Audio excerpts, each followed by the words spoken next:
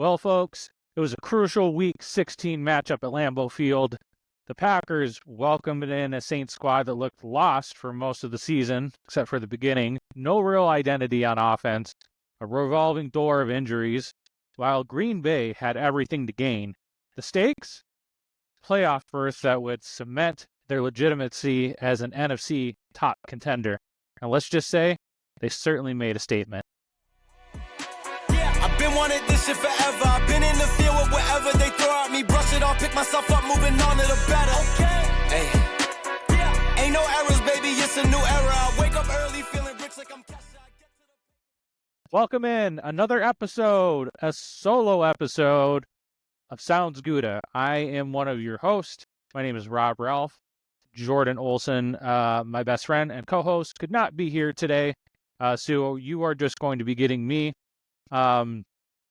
for today. So thanks everyone for coming in and taking a listen to us. Just know that we do have new content every Wednesday and every Saturday. Wednesday is the recap from the game previous. Saturday is the preview for the upcoming game. And always know that we are on YouTube, Spotify, and Apple Podcasts. So make sure to give us a like, sub, and follow us there on those platforms. So the Packers welcome in the Saints, and they absolutely dominate the Saints. Packers end up winning 34-0. And I mean, the NFL is the NFL. So I am kind of just still confused at how the Commanders almost lost to the Saints.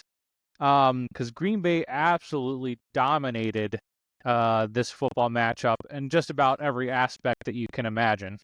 Obviously, the score puts it that way, 34-0. But I mean, when you see a minus 14 favored by 14 points line in the NFL, it's almost disrespectful to the underdog. And that's the biggest for Green Bay so far this year, easily. But the Saints proved that that number was pretty spot on. You know, this was their first shutout of the season, and the first shutout for any NFL team this season. And most importantly, everyone, the Packers punched a playoff ticket for this year, in which it will be a wild card berth. You know, the Vikings clinched, the Eagles clinched, the Lions clinched. Pretty sure the Rams are going to end up clinching that one. I think they have a 90% chance scenario. I'd be shocked if the Commanders don't squeak in there somehow as well. But we'll touch on the playoff picture too a little bit coming on down after this. You know, what do we say? You know, this to me, starting on the offensive side of the ball, was a classic run the ball down your throat. You know, Josh Jacobs type of game. You know, they just had so many different ways to be able to get him the rock. And I feel like when there was times too, when there was 2, 3, 4 Saints defenders, you know, coming in the box and almost making a tackle on him, he was able to elude them and get back to either to the line of gain or make a positive 1, 2, 3 yards out of that. And that was just a couple of times too that the Saints were actually to penetrate that offensive line, which is that's another stat I want to get into too, or at least point of emphasis on how good the Green Bay's offensive line has been and running the football. So they were able to get him involved. You know, he had a tune of 13 carries for 69 yards. He had a touchdown. He had a long of 20 yards. I believe he added on another, 39 yards there too. You know, you got Emmanuel Wilson involved too. I know that it got a little bit out of hand there towards at the end of the third quarter. So they put a lot of their backups in, and I'm not sure if Jacobs got hurt, but he ended up staying on the side, and so they gave some of those younger guys opportunities. But he had 11 carries, 52 yards for a 4.7 average for a touchdown as well. So you see the theme here too as well. Chris Brooks getting involved. You know, he's utilized more as kind of like a fullback. They do get him the ball as more of a halfback too. He can get some yards doing that. He showed that in this game. He has a really good breaking the tackle, yards after carry or yards after catch kind of ability. He got in for a touchdown too as well. So you can see the point of emphasis and this bread and butter that this Packers team has when they utilize and they run the football first that as their number one option. So this was just another perfect, you know, game script. Being a little bit cold. The Saints coming up, they're injury riddled. You know, they have Spencer Rattler there at quarterback. They have Alvin Kamara is out. He's been a Packers killer here too recently. How many ever times we've played him, he's absolutely killed us. You know, MVS was out. He wasn't able to make his Lambeau returns too as well. So Packers just did a really good job then too. This was a total domination. Christian Watson, we'll have to see what ends up happening to him.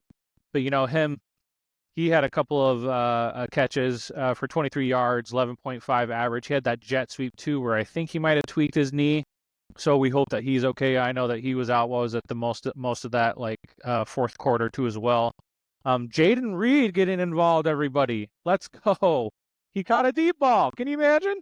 Jaden Reed caught a deep ball. I'll say that again. Jaden Reed caught a deep ball. Let's go. Let's go. But he was your top performer as far as the receiving side goes. He had 3 receptions for 76 yards, 25.3 average for a long of 37, which was that long. He tied with 4 targets. And then, what can you continue to say about Tucker Kraft? I think he's one of the best tight ends in the league. You can use him inline. You can spread him out. I think he had the snap for the tush push tonight too as well.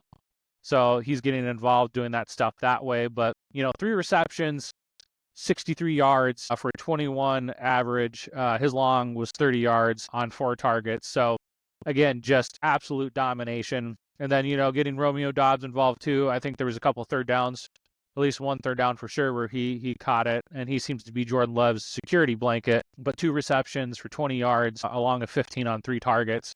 And then I said this to Jordan in the beginning or the midway through the season or our mid-season recap, but I said that if Dontavian Wicks, I know Jordan's going to be proud of me if he listens to this, so shout out Jordan. I almost messed it up. Dontavian Wicks, comes in and he is able to catch more balls because we all know that he's one of the best route runners at separation, specifically in man-to-man and press, that there is in the game. If he can come in and he can catch some more balls, that this offense was going to take off. And this offense has done just exactly that. Shout out Toyotathon. We know that that's obviously one of the other big contributors, but per PFF for the Green Bay Packers, Dontavian Wicks has an 85.1 PFF grade since week 11. That's been 9th among all wide receivers. Tonight too, he has some sort of weird play where he's, a yard or two. He was obviously within a yard because they didn't call a penalty, or at least that's what they said on the broadcast. And I believe that's right. Where the defender falls down, he tries to fake like he was pushed or whatever, and Dontavian goes in and catches it for a touchdown. But that's exactly what we need from this Packers team. I think I don't have an exact stat on it too, but we were up there and leading the league for drops. There has not been many drops. Now, I know there was one tonight from Wicks, but that one I won't give him credit for because it was tipped at the line of scrimmage. Yes, I know Felipe would say as well too. So shout out Felipe Hazasechi, who's been on our podcast more than a couple times, that if it's in your hands that you should catch it, and it was near his hands, so maybe he should have caught it, but still, I feel like that'd be tough for anybody. So that's been amazing too, and we've been able to catch more balls. We've been able to run the ball effectively. Keeping Jordan Love upright. I don't believe that there was a Jordan Love sack tonight. He did get close a couple times where he was able to Houdini himself and get out of the pocket, and he was able to escape that and find, I think it was Josh Jacobs for that one that he barely just scooted it out towards him. So he's doing his best, Patrick Mahomes, I think even Joe Burrow this last weekend just basically threw a ball for completion when he was laying out flat on the ground. Speaking of that, though, Jordan Love, 16 for 28, 182 yards, and 1 touchdown pass, for an 89.1 quarterback rating. And again, like we've said too as well, since Toyotathon started, if you're a believer in that, at this point, I don't know how you cannot be. Either that or it's just extremely coincidental. But he didn't turn the ball over.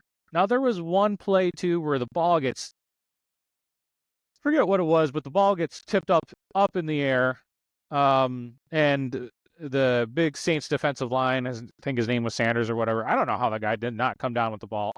If that would have been a pick, I wouldn't have credited Jordan Love with that because that was just a tipped up ball. The defender made a really good play, something that's kind of out of your hands. But that would have ended up, ruining that streak. But yet again, too, another game where he doesn't throw a pick. I thought he was a little bit off. I have to take a look back at some of the plays, but I thought that he was just a little bit off on some of his deep passes. Just by a smidge or two, at least a couple on a couple of those. But the one he got to Jaden Reed, I was wondering at what point too, and we talked about this on the last spot that was going to happen. But we need to continue finding ways to get Jaden Reed involved. And they've been doing that here, especially these last couple of games. On either jet sweeps, on screen passes or whatever it is, just trying to find unique ways to be able to get him the ball. But he's extremely important to our team too. So, and I just want to give a little bit of a shout out to as well. Malik Willis comes into the game and the offense just keeps on trucking you. You bring in your backups. He's 1 for 2 on passing. But the one pass that he made was a bullet. That was good. That was really, really nice. So, he comes in and he just is a tremendous luxury to have there at that backup quarterback position for the Packers too. So they're able to get him some reps, able to get some of those backups some reps. That was really, really awesome. Just a complete domination up at Lambeau. But let's move over to the defensive side of the ball. 2 takeaways for the defense, 3 sacks. I was alluding to this too as well, and I think I touch on it probably almost every game, but I need to make it a point of emphasis. We need to continue to win the turnover battle. I think now, even with the +2 that we had from this game, I think we're 3rd or 4th in the league. Someone here can correct me if I'm wrong on that. And all the turnovers in the league. So that makes a massive difference. Evan Williams wasn't able to go in this game. I think he had a quad injury too. Maybe a little bit of something with his knee. I'll have to go ahead and recheck. Ja's been dealing with that knee injury, for the last 4 or 5 games ever since we played. He came in and played Chicago and didn't look as well, so they took him out. I think it was after a quarter. I thought he probably could have played in this game, but, everybody knew that the Packers were just absolutely going to rout the Saints. I'll be honest, and if you hear listen to it in the last spot, I did not think it was going to be that dominant. The Saints almost we're a play away from beating a really good Washington Commander team that just beat the Philadelphia Eagles, which I would argue are probably the best in the NFL. If not, they're second behind the Detroit Lions. It's probably 1 and 2 for me. Some could argue the Bills. We don't have to get into that debate. So that's kind of my question here too. How did the Washington Commanders almost lose to the New Orleans Saints? Let's just sit with that one for just a second. How? I do not know. So that's my whole point here too. But back to the defense, a takeaway for Zane Anderson. That's just somebody who I want to give, a ton of credit for too as well. I can even remember coming back, a year ago talking about how dreadful and awful these safeties were for the Packers for the last how many ever years. No discredit to Savage. He was okay at times. He made a couple of really good plays, specifically the one last year in Dallas to take that one to the house to really rout the Cowboys and take that game. I think one of the one signature plays that I'll remember from him. Jonathan Owens, he got burned. The whole Chicago team got burned on that fake Ben Johnson fall over play or whatever it was. But, just to have the luxury of, Javon Bullard, which I really hope that he can come back, at least by playoff time, that it's not something serious that he's going to be out for a longer time for. I don't think the Evan Williams stuff is serious, again, too, but you might have to check some of X and some of the beat reporters' reports because I'm not obviously as close to the day-to-day reporting stuff as they are. I don't think that one's as serious, but my whole point is you have one of the best free agent signings of this offseason in Xavier McKinney, hands down for any team. And then you do a good job of drafting and developing. That Evan Williams back there, who's been a stud and impactful player for us this year as far as a rookie safety. And he's up there as far as stats metrics for him for being one of the top rookie safeties in the league this year. Javon Bullard is in there. He's been playing some safety. He's been playing some slot, some nickel. He's also made a massive impact for us this year. And then Zane Anderson, the forgotten man, who is basically Rich Bisaccia's guy, comes in, is a true special teamer, but comes in and is able to get a pick, but also really just hold down that back end too as well and provide some solid coverage for this Packers secondary. I mean, we have depth there now too, where, we just have not had in a long time. So that was obviously really incredible for him. And I thought he, to me, was one of the players of the game on the defensive side of the ball.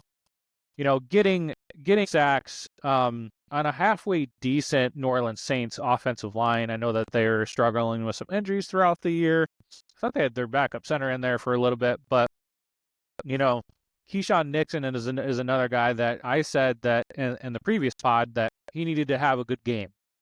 He needed to come in and he needed to have a decent to good game for this Packers to really just put this to bed and rout this Saints team. And he did exactly that.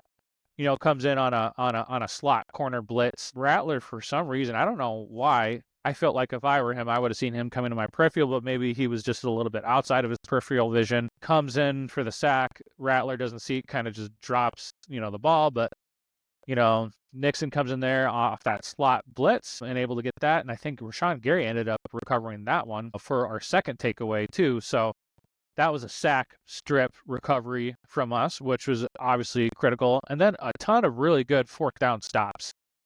The Saints have nothing to lose at this point. They're eliminated. They're playing for the future. So they're going to throw a whole bunch of different type of stuff at you. And so for the Packers to be able to hold suit, hold down their end of the bargain, I thought that they did a really good job. They were able to stop Kendre Miller too as well. It's not Alvin Kamara. And like I've said on the previous pod that Kendre Miller is like Alvin Kamara light. He's a pretty good running back, but 8 carries for 15 yards and his long was 10 on a 1.9 average. Jordan Mibbs, 4 carries, 16 yards for a 4-point average. His long was 9. So you see where I'm going here. Spencer Rattler was able to get some yards too, 28 yards, but as a team, 20 carries for 67 yards for a 3.4 average. Bravo to Jeff Hafley and that defense for just the last how many ever games, 5, 6, whatever it's been, just putting down the other opponent's rushing attack. For as much as what we want to say about us not being able to get a pass rush, or our pass rush is one of our Achilles heels, which I would agree with. For us to be able to come up and scheme and be able to stop the opponent's rushing attack just puts us in really good advantageous situations. It puts us up in a spot to where we can utilize a lot of these unique blitzes and stunts, even when you're sending 4-man pressures to be able to get to Spencer Rattler and whatever team it is, opposing quarterback. Spencer Rattler is a pretty good mobile quarterback, so I want to give a shout out as far as that goes for our rushing attack. Devontae Wyatt comes in for a stunt, which was set up easily by Carl Brooks, just coming in and mauling and taking that center and that guard and pushing them over for him to come in pretty free. Keyshawn Nixon gets that other one. And then what was the other? And then Brenton Cox Jr., was able to show up this year too, specifically after we gave away Preston Smith, able to come in and give us some good reps, but he was able to get a sack too. So one of the other stars, and I think about every Packers podcast has been putting this out there too, and credit is well deserved, but it is night and day difference, ladies and gentlemen, with Edren Cooper as your starting inside linebacker. It's night and day difference. I mean, there's just not anything more I can say. I'm looking at the stats right now too. The stats speak to it as well. Yeah, I mean, in today's NFL where it's more spread them out, get them on the boundaries. There are some teams like the Detroit Lions, although not quite as much now that they lost David Montgomery, but now more specifically with Gibbs, where they're wanting to kind of use that speed back, or these speed, slot wide receivers, the speed's boundary wide receivers. So to be able to have that speed at your inside, at your linebacker position, no matter if it's Mike, Will, or whatever it is, and that line along the linebacker position, you want to be able to have a ton of speed there. And that's what Edren Cooper brings. And he showed this again, too, with 10 total tackles, 8 solo. He had 1 tackle for loss. There was more than a couple of plays where the Saints are trying to dial up some screen passes, and he diagnoses it right away, and boom, his speed gets to the running back right away and puts him down. I just, at this point too, I don't have the PFF grades in front of me, but he's gonna end up grading out really well in the top 5. I'd be shocked if he didn't, but I don't know how you take him out.